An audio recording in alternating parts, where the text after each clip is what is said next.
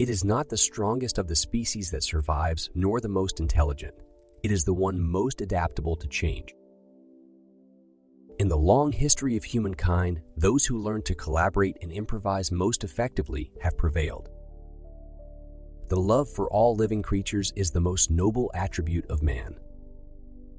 False facts are highly injurious to the progress of science, for they often endure long. We can allow satellites, planets, suns, universe, nay, whole systems of universes to be governed by laws, but the smallest insect we wish to be created at once by special act.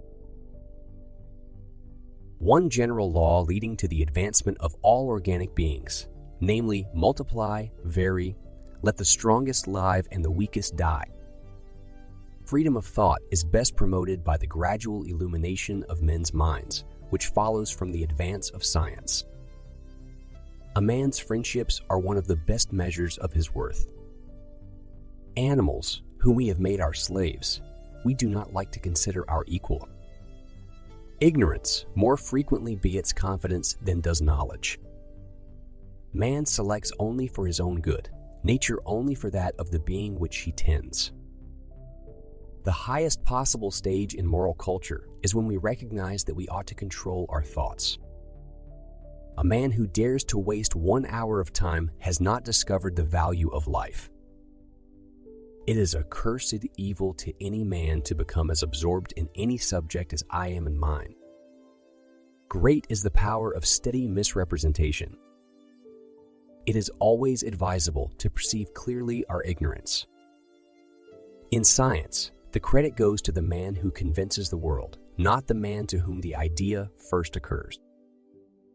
An American monkey, after getting drunk on brandy, would never touch it again, and thus is much wiser than most men. A scientific man ought to have no wishes, no affections, a mere heart of stone. To kill an error is as good a service as, and sometimes even better than, the establishing of a new truth or fact. How paramount the future is to the present when one is surrounded by children. Blushing is the most peculiar and most human of all expressions.